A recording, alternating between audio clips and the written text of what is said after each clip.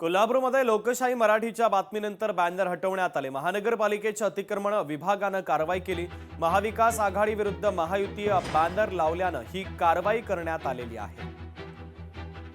तर लोकशाही मराठीच्या बातमीचा हा मोठा इम्पॅक्ट आपण पाहतोय। महानगरपालिकेच्या अतिक्रमण विभागानं ही कारवाई केलेली आहे।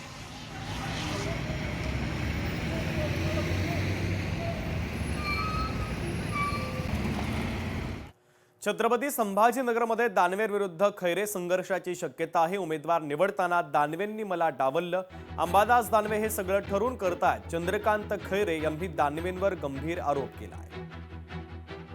हे ठरवून केलं, अंबादास करतो, बाकी कोणाचा संबंध नाही याच्यामध्ये। साहेबांना काही माहीत पण नाही, साहेब आपल्या मुंबई महापालिका इतके बिझी आहे आणि आम्ही त्यांना डिस्टर्ब करू शकत नाही। आता तुमची भूमिका काय? तुमची माझी भूमिका काय, मी त्या प्रभागात जाणारच नाही। मी जाणारच नाही। कशाला जाणार? मी जाणार नाही। कोणताच वाद नाही। नाराजी त्यांनी कोणती व्यक्त केली?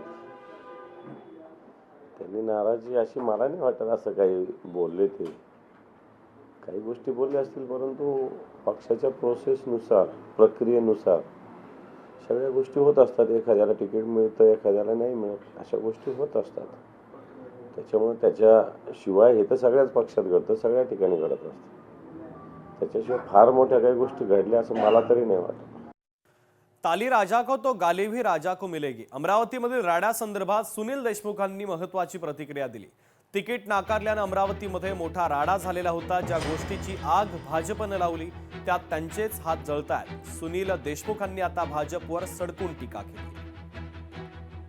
तर मग ज्या लोकांना तुम्ही धर्माच्या नावावर पेटवलाय ते शांत कसे बसतील? मग ते ह्या ज्या नेत्यांनी यांना तिकीट दिला त्यांची आज गळा पकडत आहे, त्यांचा रस्त्यावरून धिंड काढत आहे, त्यांच्या मागे चपले निघून त्यांना ठोकायच्या मागे लागलेले आहेत।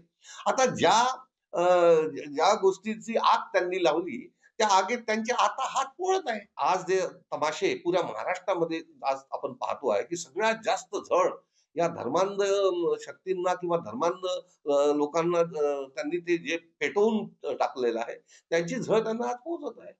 तर ताली राजा को तो गाली भी राजा को मिलेगी।